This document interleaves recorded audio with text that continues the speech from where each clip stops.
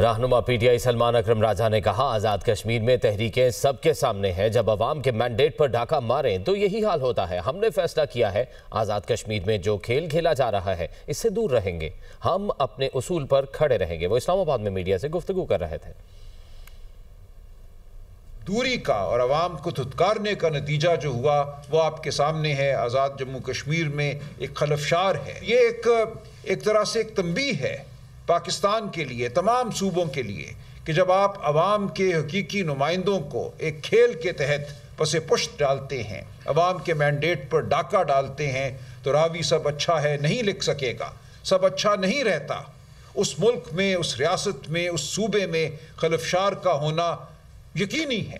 تمام ہمارے M L A, ہمارے جو اس وقت آزاد جموں کشمیر اسمبلی کے رکن ہیں، وہ موجود تھے۔ ہم نے بطور جماعت یہ فیصلہ کیا ہے کہ اس تمام ڈھکوسلے سے ہمارا کوئی تعلق نہیں ہوگا، ہم اس عمل سے دور رہیں گے اور عوام کی عدالت میں کھڑے رہیں گے۔ حقیقی جو نمائندگی ہے عوام کی، اس کا حق ہم ادا کرتے رہیں گے۔